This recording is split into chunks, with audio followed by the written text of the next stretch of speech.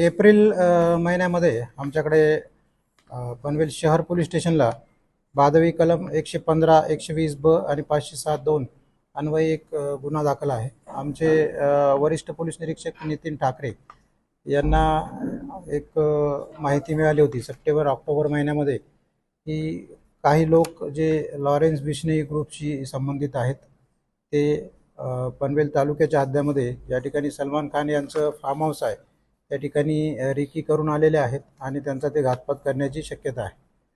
त्या अनुषंगाने आम्ही या गँगशी संबंधित जे लोक आहेत अशांचे जे व्हॉट्सअप ग्रुप आहेत किंवा इंस्टाग्राम ग्रुप्स आहेत किंवा इतर जे काही सोशल मीडिया आहेत त्याच्यामध्ये आमचे काही इन्फॉर्मर, आमचे काही पोलीस अधिकारी यांना त्याच्यामध्ये आम्ही इन्फिल्ट्रेट केलं.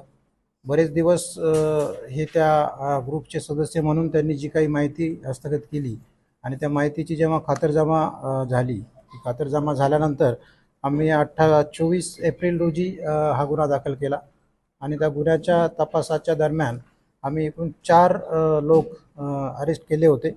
त्याच्यामध्ये अजय कश्यप उर्फ AK उर्फ धनंजय तपेसिंग याला अटक केलेली होती. त्यानंतर गौरव भाटिया उर्फ संदीप बिश्नोई यालासुद्धा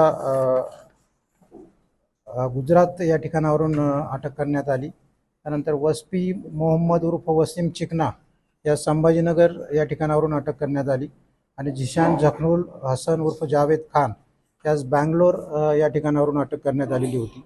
या सर्व आरोपींशी जेव्हा तपास करता, त्यांच्याकडून चौकशी करता या लोकांचा सलमान खान यांचा घातपात करण्याचा कट होता.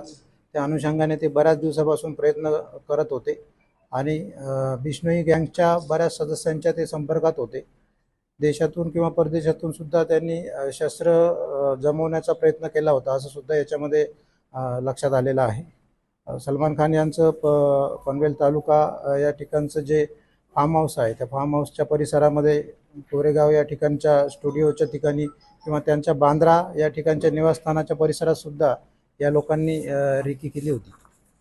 हे जे 4 लोक आहेत यांच्याकडून आपल्याला अतिशय उपयुक्त अशी माहिती मिळालेली आहे. त्या माहितीच्या आधारे यांचा जो पुढचा प्लॅन होता तो यशस्वी करण्यामध्ये बऱ्यापैकी आतापर्यंत यश आलेलं आहे आणि आणखीही काही याच्यामध्ये ॲक्यूज वॉन्टेड आहेत त्याच्या आम्ही मागावर आहोत आणि लवकरच आम्ही त्यांना सुद्धा अटक करू.